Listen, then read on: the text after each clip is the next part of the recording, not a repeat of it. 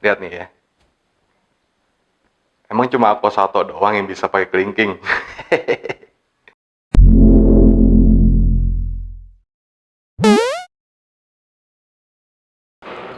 Jadi ini gue belinya KTC UP 105, KTC Kitako. Nih belinya di sini nih. B23 Matic Shop. Jadi sebenarnya ini KTC UP 105 itu dijualnya di satu set kan sama master remnya ya. Berhubung gue nggak perlu master remnya, jadi gue cari master couplingnya doang. Jadi kebetulan ada yang jual copotan, ini baru tapi copotan gitu loh. Jadi ada yang beli master remnya doang, master couplingnya kan nggak dipakai tuh. Nah gue bayarin, harganya 350.000 kalau nggak salah. Kalau satu set sekitar 1 jutaan. Satu set sama master couplingnya, sama master rem sorry. Satu set sama master rem 1 jutaan. Dan untuk master couplingnya aja copotan 350.000 tapi nggak dapat boxnya. Kalau kita beli yang baru satu set itu pakai box kan bagus, box kotak gitu. Nah ini cuma dikirim begini doang, ya nggak apa-apa juga sih. Boxnya juga nggak kita pakai kan.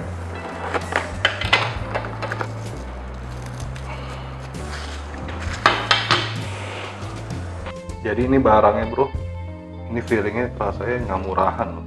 Ini yang gue demen dari Kitako nih, harganya nggak gitu mahal, bahkan terjangkau ya. Dan tapi dia ngasih kualitasnya tuh bagus gitu. Mantep Kitako emang.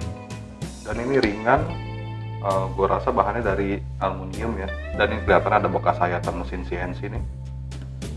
350.000 bro. Bagian bawahnya kayak gini. Dan ini putarannya tuh ada kliknya bro. Biarpun suara nggak gitu kedengeran tapi terasa gitu. Cetek, cetek. Terus di sini ada fitur safety juga.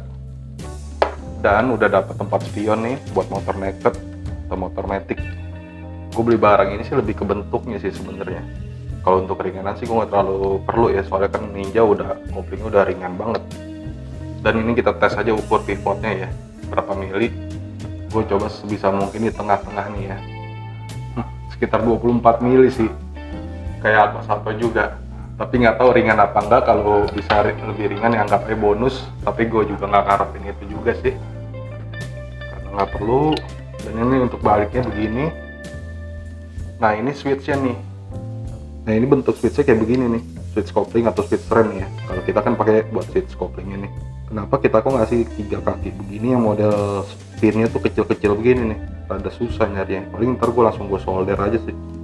Nanti cara pemilihan kabelnya gue kasih tahu pas gue pasang ya.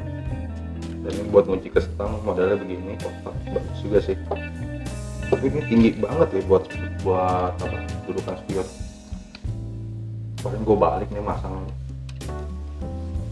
Tampak depannya begini, keren sih modelnya, warnanya juga cakep gitu, hitamnya.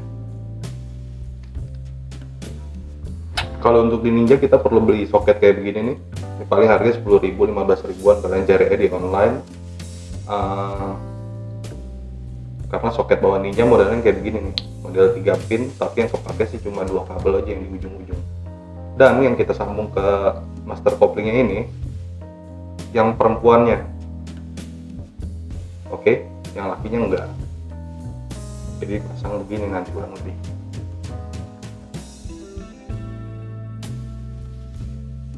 Untuk ngelepas handle coupling Ninja nih agak ribet, kita mesti ngebuka semua nih, pro grip, hand grip, ini apa, saklar.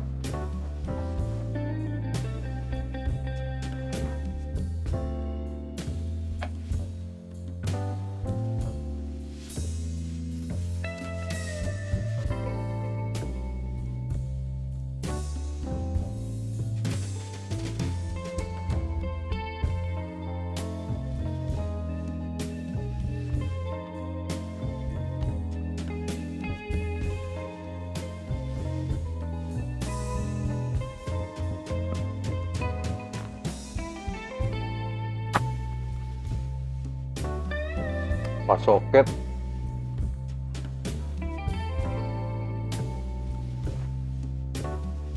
Sekarang kita lepas dulu nih handle couplingnya. Ini ada 2 baut, atas kunci 10, bawah juga kunci 10.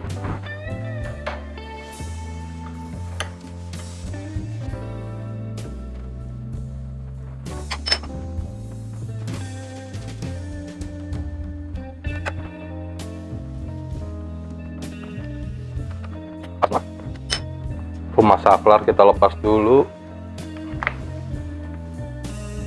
Sekarang kita lepas handle-nya, ini kedorin dulu.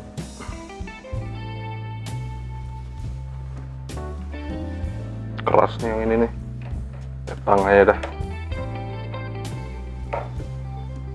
Garisnya disejajarin bro.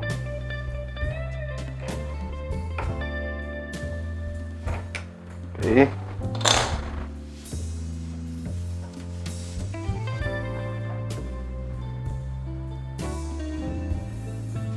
Sip. Sebenarnya kita tinggal lepas nih master couplingnya, tapi problemnya adalah ini ada karet nih, karet pelindung saklar tuh nyangkut. Dan tadi gue pengen coba gue selamatin tapi nggak bisa juga, tanpa merusak gitu maksudnya ya. Udah gue coba ngekek keras banget, ya udahlah gue sobek aja ini.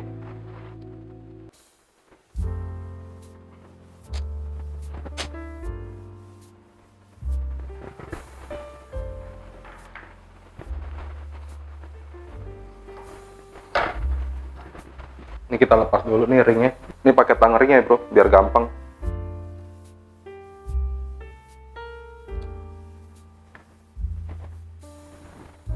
Kita lepas handle-nya biar masangnya lebih gampang ntar kabelnya.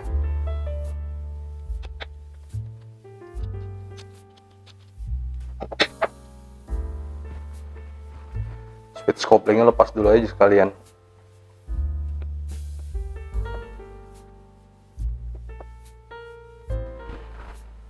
Ini kita selipin dulu, putar biar nggak lepas. Masukin.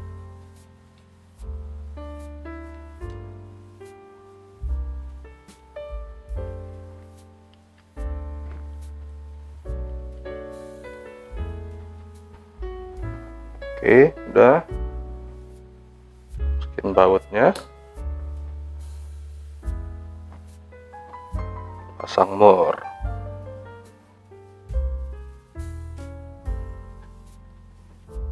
Puter ringnya biar kabelnya nggak molos. Oke, pasang ring.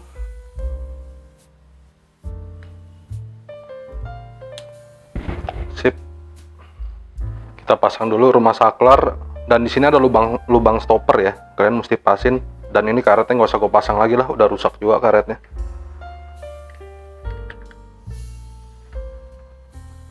Oke, udah pas.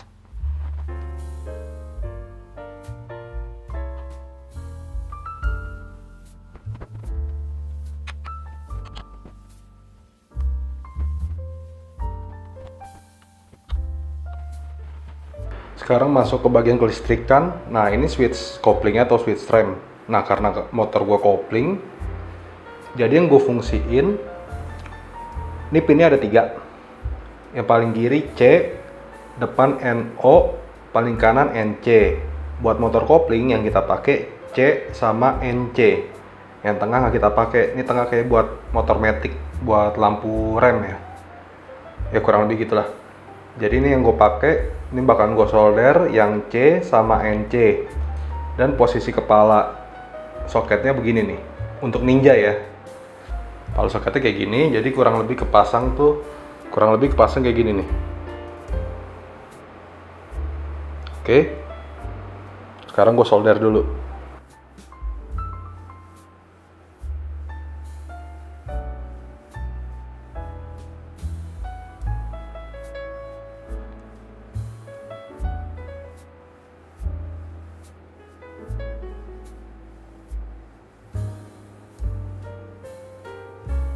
Udah kelar gue solderannya acak adut.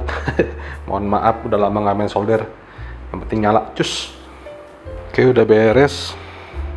Sekarang tinggal pasang. Ini gue lilit pakai solatif hitam ya, biar lebih rapi aja dan air nggak mudah masuk.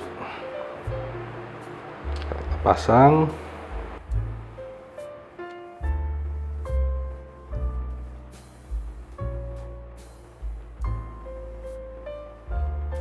Ini setelah terpasang penampakannya kayak gini. Oke, pasang soket. Rapinnya nanti aja pas sudah kepasang semua. Tinggal pasang handle-nya. Cari posisi dulu nih.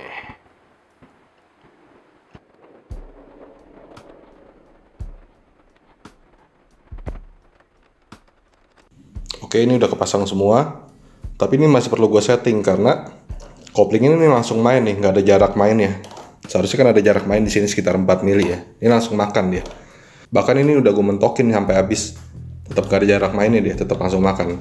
Nah, kalau kalian diemin kayak gini, kalian pakai kampas kopling kalian bakalan cepet kemakan atau bahkan angus kalian ya kan. Kalau di sini udah nggak bisa disetting, kita setting dari bawah.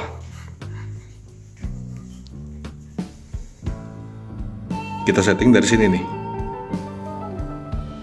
Kita kendorin mur ini pakai kunci 12.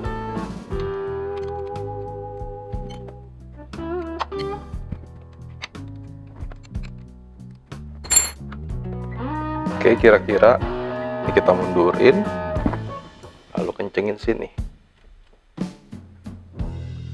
Dan kalian perlu cek juga di handle-nya udah ada jarak main belum. Dan dari sini juga bisa nih, tadi kan ketat nih nggak bisa digerakin. Nah, ini sekarang udah bisa gerak. Sekarang kita cek ke handle-nya. Jadi setelah kita setting tadi nih, sekarang tuh, ya kan masih ada jarak mainnya dia. Kita tinggal setting setel ininya nih. Jarak mainnya, rekomennya sih 3-4 mili. Kalau di handle udah longgar, berarti udah cukup. Ini kita kencengin. Ini kunci 12, 2 biji nih. Satu ke atas, satu ke bawah. Oke, cukup. Karetnya rapiin.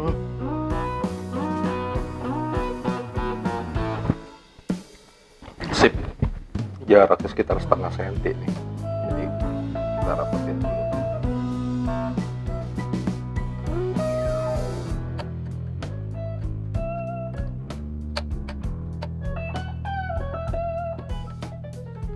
Ya, gua rasa cukup.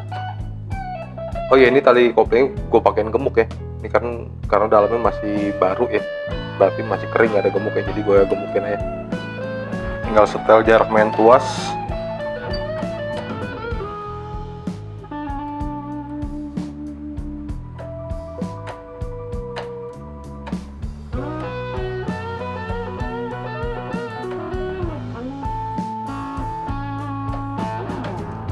Oke, sekarang kita coba switch koplingnya ya. Nyalain. Ini kalian lihat N ya, netral. Gue masukin gigi dulu. Ya udah masuk gigi 1. Gue start nggak nyala. Kalau ditarik kopling, di start nyala berarti berfungsi.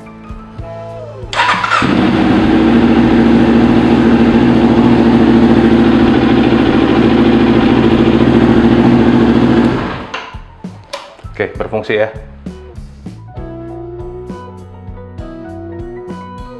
Oke, udah kepasang sempurna. Sekarang gue mau ngasih tahu kelebihan sama kekurangannya. Kita mulai dari kekurangannya dulu. Yang pertama, lihat nih coy. Terlalu oblak ini. Yang ori sih juga ada oblaknya begini juga, tapi nggak sebanyak ini juga kali. Yang kedua, karena ini oblak, ini sebenarnya bunyi kalau ditarik. Tapi ini sekarang udah nggak bunyi karena udah gue oli ini di sini nih, setelah sini, terus di bagian sininya nih gue oliin juga, di bagian dalam sini gue oliin juga, di bawah-bawahnya mau gue oliin, terus gue buka di dalam sini gue oliin juga. Jadi sekarang udah nggak bunyi. Kalau aslinya bunyi kayak kriet gitu loh, kayak bunyi besi gesekan.